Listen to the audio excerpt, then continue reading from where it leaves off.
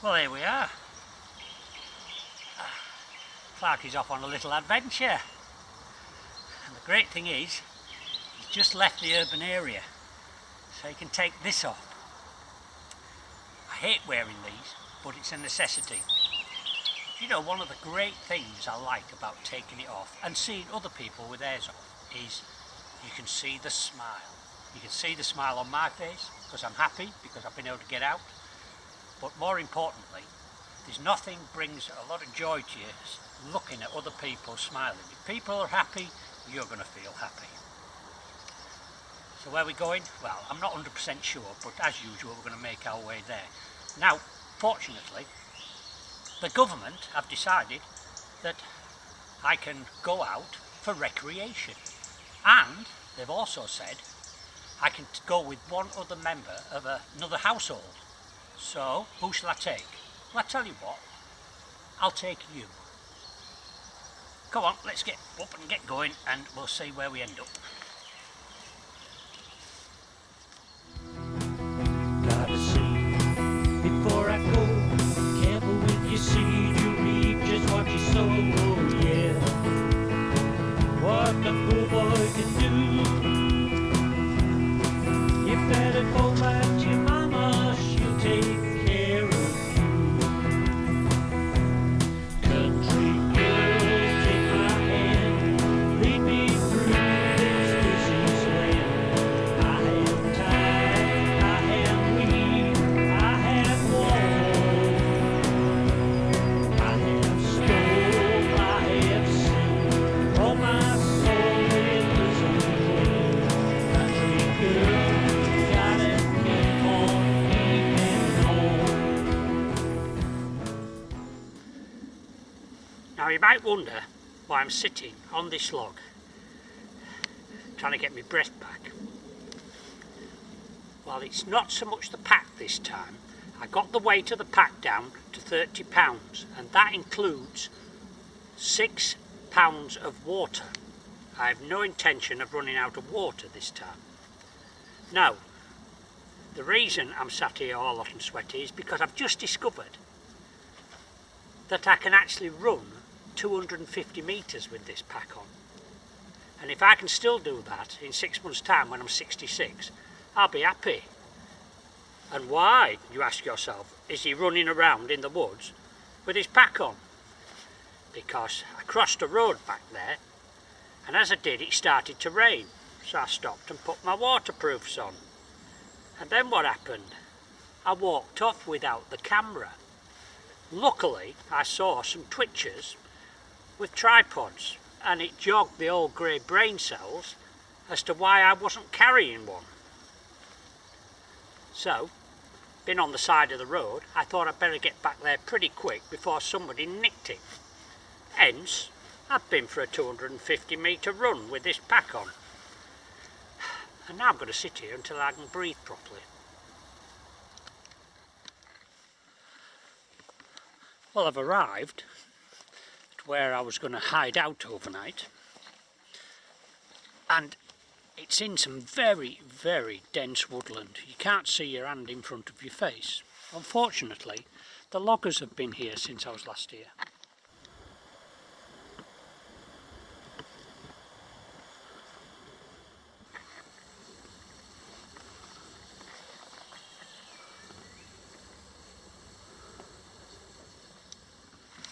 Even Robin Hood would have a job hiding in here from the Sheriff of Nottingham. Oh well, we're going to have to find somewhere suitable. Now, of course, I come out here to get away from people. And it's a certain type of people I like to get away from. Let's have a look around here, what I found not far from where I stopped. Now, if chopping down the trees stops this, then that's fine by me. We've got beer bottles, beer cans. Well, miles from the nearest road. I don't know where they've come from. Beer cans strewn all around the forest floor. And this is what's baffling me. Massive fire pit.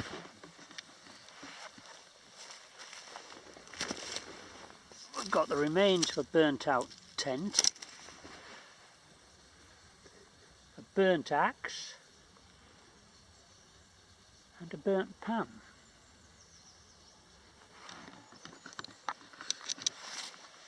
I'm worried about the mentality of some people that come out into the countryside.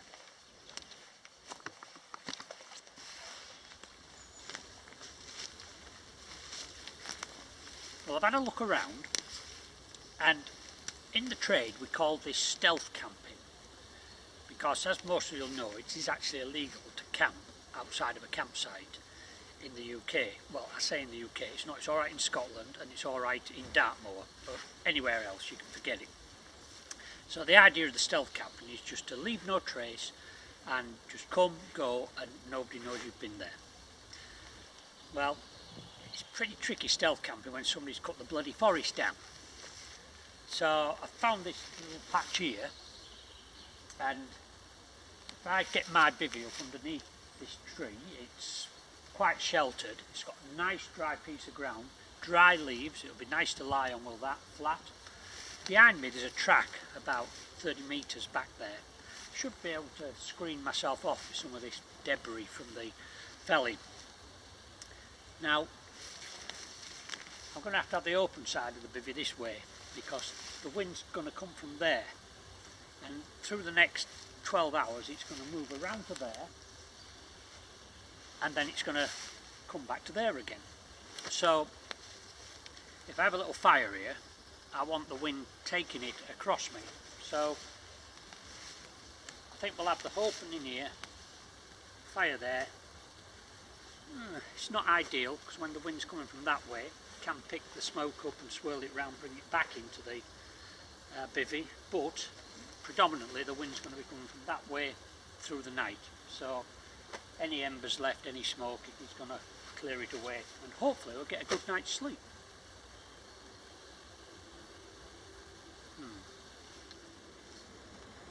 Well, here we are, set up for the night. Tarps in place, folded in half, so I've got a bit of a ground sheet with the other half that's folded under.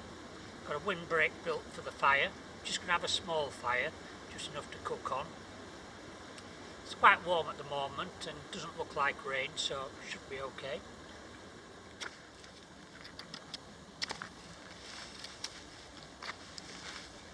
There's always work to do around camp. At the moment I'm making a couple of tent pegs, some longer ones, just in case these short ones I've got don't do the job in the night. And I'm using this, what you might think is an axe. Well, it looks like an axe, and you can use it sort of like an axe, but it's actually designed for when you're out hunting moose up in Lapland, up in the Arctic Circle there. And after you've caught your moose, it's used for dissecting it and cutting it down into eatable sized chunks. And it's made by a company called Clarkys Knives, which is also up there in the village of Clarkys. And it's a nice little tool. I'm actually using it just for whittling and for chopping small sticks, because you may notice there's not a lot of moose around here, and I don't actually do hunting. Having said that, I know a man that probably would have a use for it. I've always been a big fan of a chap called Lofty Wiseman. Now, he's not a celebrity, but he's very well known in bushcraft and survival communities.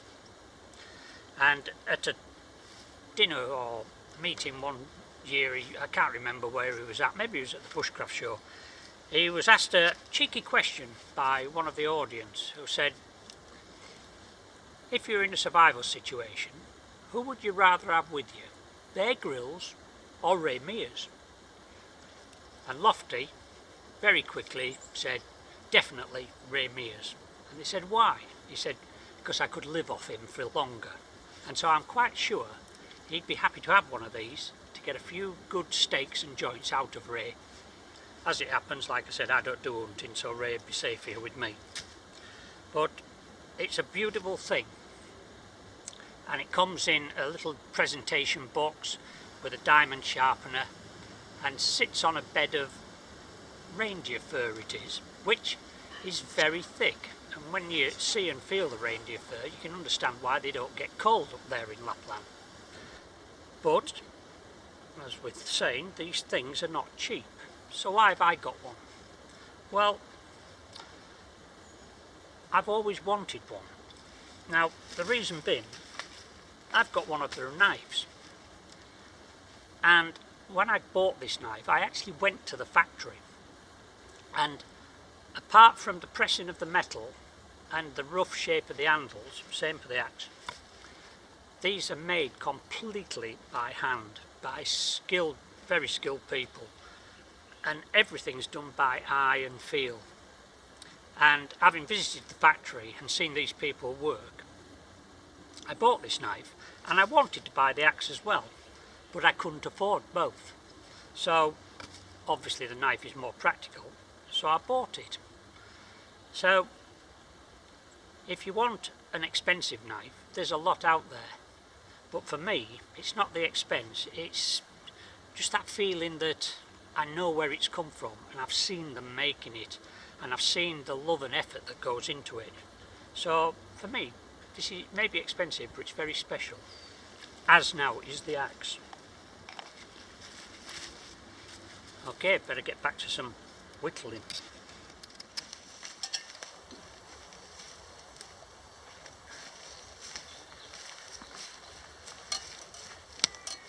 Now, I'm always talking about finding water, and anybody who's watched my videos will know that I have a habit of running out of it. But there are plenty of places you can find water if you know how. At this time of the year, one of the sources of water you can find is in this tree here. Now, we've always had a go in the previous videos at eating trees. We've used them for navigation, but this time we're going to see if we can get a drink out of it. Now, I'm only going to do this once. I don't make a habit of it because it's not good for the tree, and I'm hoping that once I've got the water out of here, I can seal it up and the tree will be fine. First, I'm going to attach this to the tree. Empty cup. Just happens to be curved, so I looked for a tree. It was about the same size for the curve. Right. New strap this.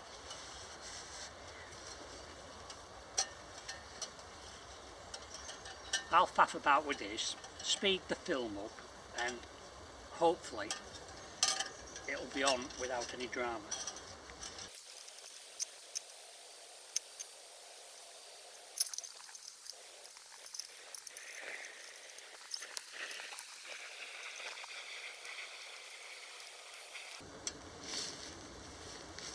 Okay, eventually got the cup in place. Now we need the knife.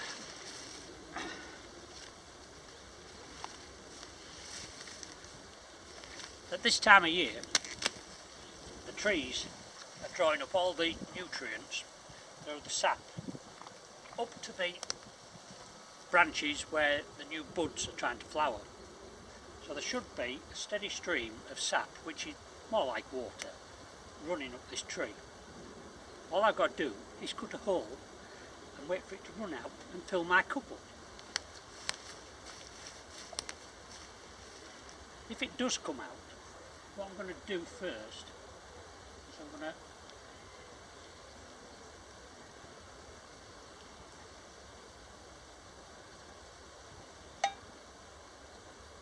just cut a little bit of the outer bark like that, and hopefully it'll run down there and run off the edge of there. Right, the moment of truth.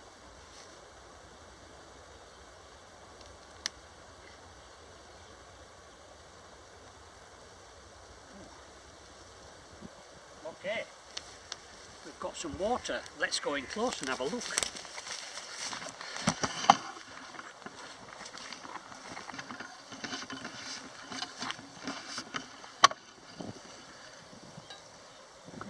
As you can see, it's already coming out, starting to drip into the cup. What we're going to do is leave that for a while, and then come back and hopefully we'll have enough to give ourselves a drink.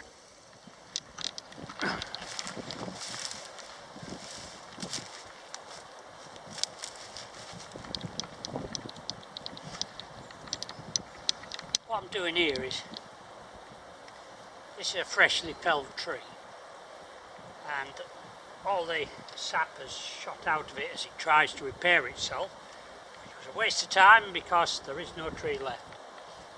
What I'm going to do is try and scrape a bit of this soft stuff up and use it to repair the tree that we cut to get the water out of. Normally I'd just be able to knock that into place, that little cut I made, and it'll seal itself. But I'm going to give this a go and see if it'll help.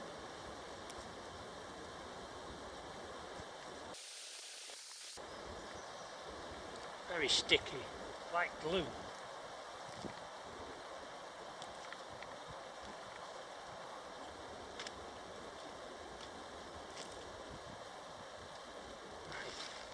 Oh, there we go. Yeah, best not to get my fingers on it. Very sticky.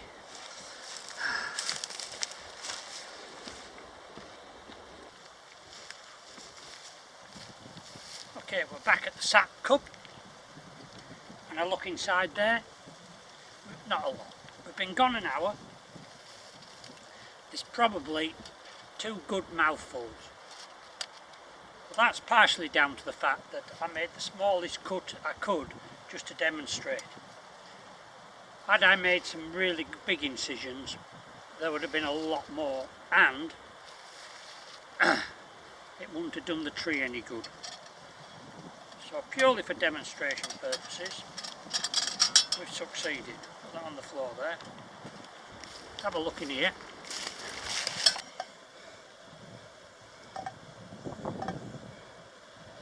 Now it's got a few bits of bark in and a fly, so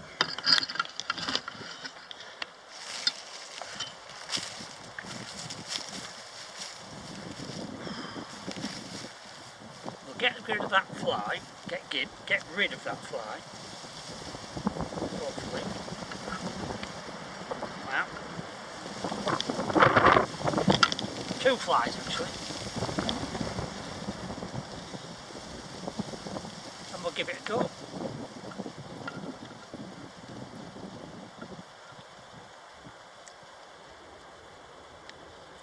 As usual, I don't know what it tastes like. It's very plain. It does have a flavour, but you know, I'd never get a job on MasterChef. I haven't got a clue. All I know is I could drink it quite happily.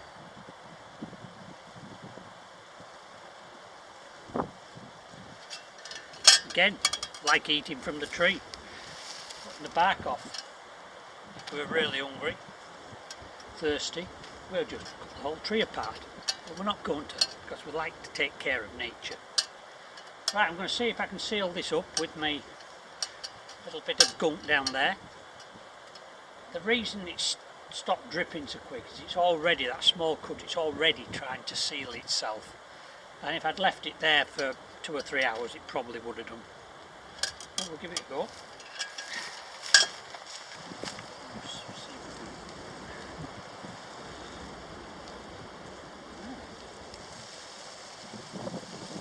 Glue and filler from the forest. Don't tell my wife, she tries to get me to do DIY like this at home. It's not the same as doing it out here. Okay, on to the next thing.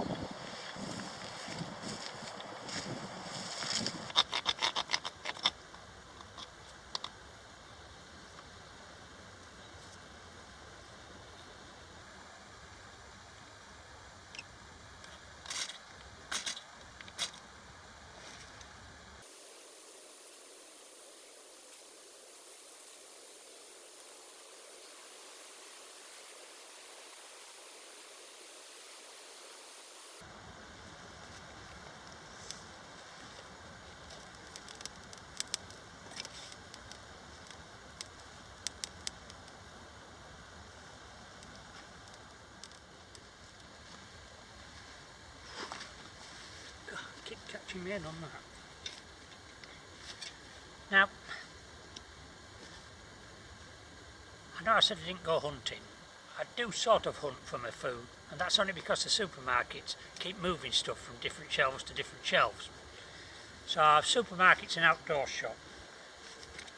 I've got a choice. Life is full of difficult decisions, day after day.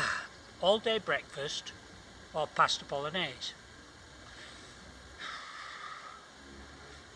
And then when I do decide, pour it into the pan or boil it in the pan.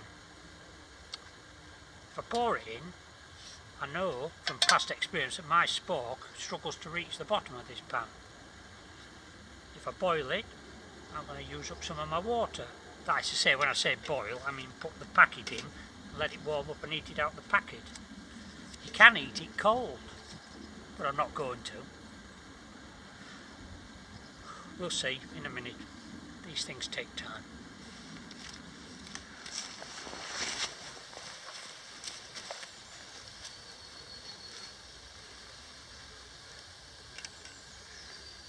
Decision made. Pasta, put it in the pan.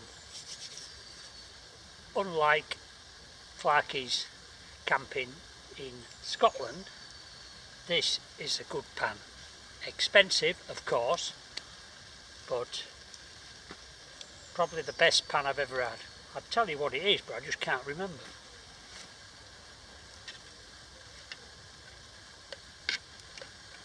Right, okay. This is where I've got to get my gloves out.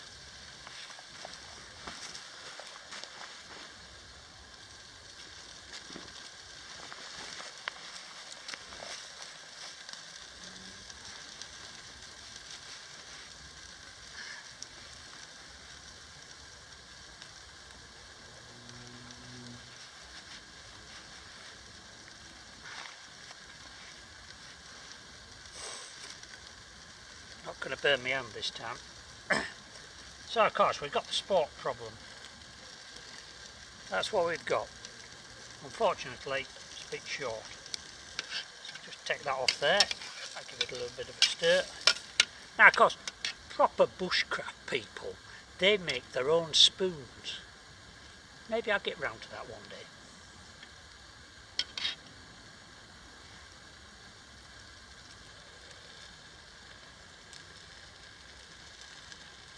Now these camping foods would keep you alive, but I won't pay for one in a restaurant.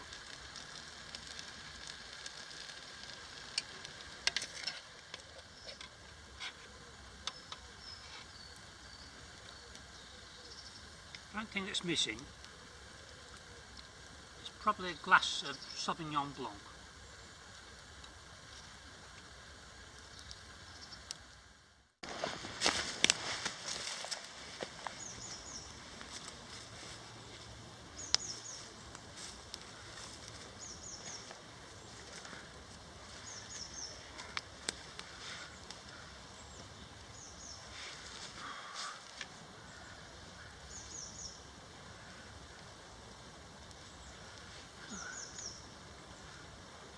Well, what else could you do to entertain yourself out here?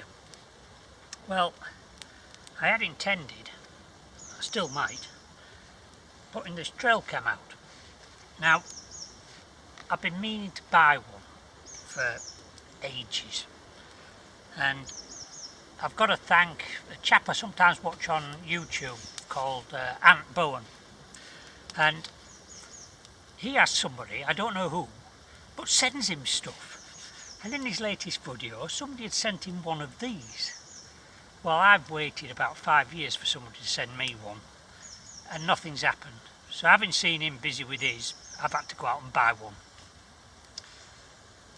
So this is your trail cam, which we can strap to a tree, infrared, and hopefully we'll see all the wildlife going by in the night.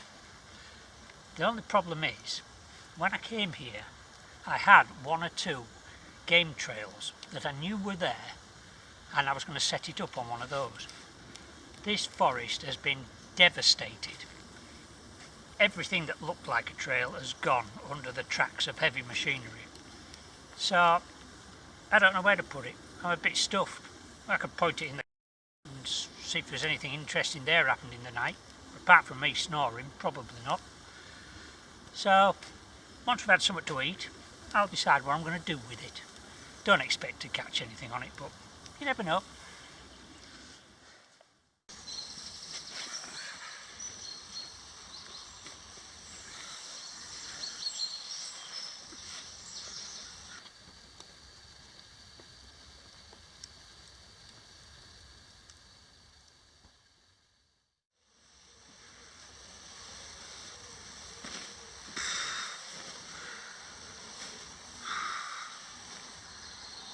Morning.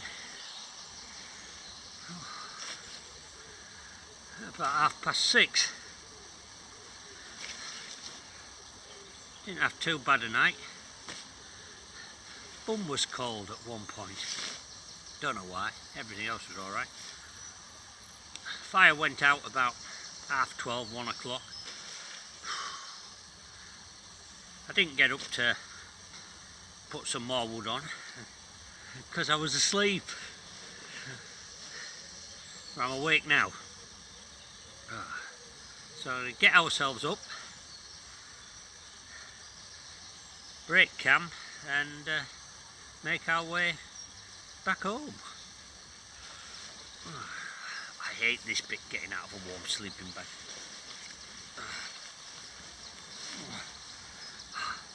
Anybody who saw my wild camping Scotland video would remember that I did me backing trying to get my socks on in the morning. Not this time. I left them on all night. Yeah.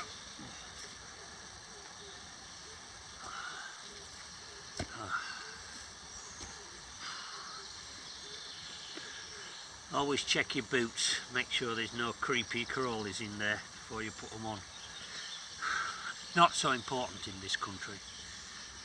Some foreign countries you never know what might be lurking in there.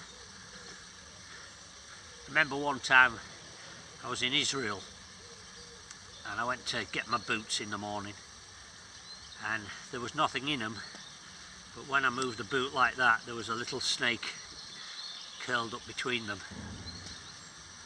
And did I deal with a snake? Did I, hell? I ran and found a man who could do it. Wimp. Okay.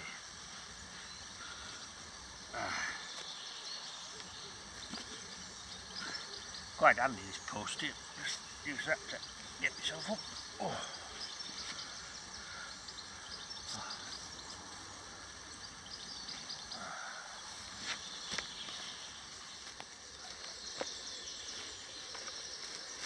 Okay, I'm up. First thing I'm going to do is go get the trail cam that I left tied to a tree, due to the fact that, knowing me, I'll walk off and leave it. I don't expect there to be anything on it, but you never know.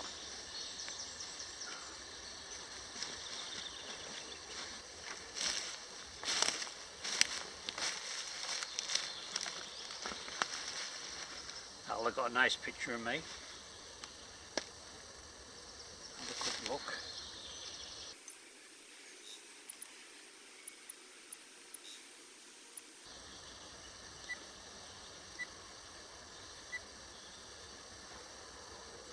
Well, there's some nice pictures of me walking backwards and forwards. What I did with my empty food packet last night and with the scrapings out of the pan was I went and put them over there in line with the camera, and I thought, well, some dead food, you know, just might attract something. It hasn't, although there is one clip that was taken in the night and I can't see anything. Having said that, I've got my glasses but it's too small. Whether there's anything there when I get home and look at it on the bigger screen, I don't know. But yeah, one thing I've got to do now is retrieve this and the rubbish I left down there, which I will be taking home with me, and get back to packing camp away. I thought while I was packing away I'd just mention the rucksack I brought this time. It's an Osprey, Talon 44 litres, and for one night trips I tend to take this because the bigger the rucksack I have, the more stuff I put in it. This I can only get so much stuff in. The great thing about this rucksack is it weighs nothing. It is like carrying a feather, and so that helps me with the weight issues that I have.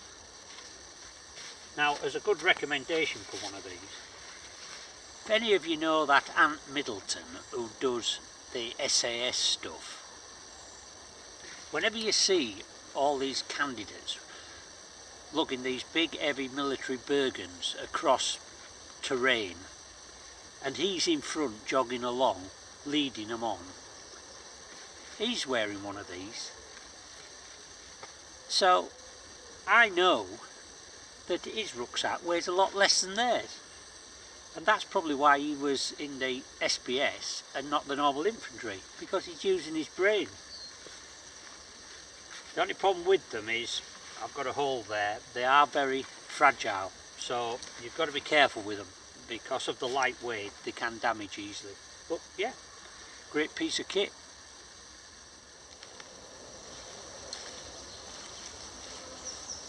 Well, we're all done. It's important when you leave your campsite, leave it like this.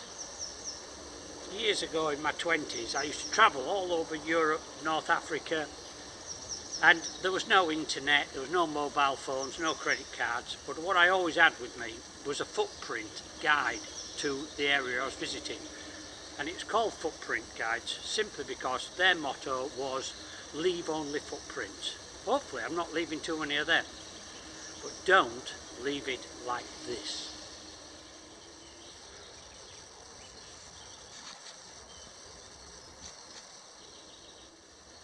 Okay, let's get on our way. Rucksack on and head for home.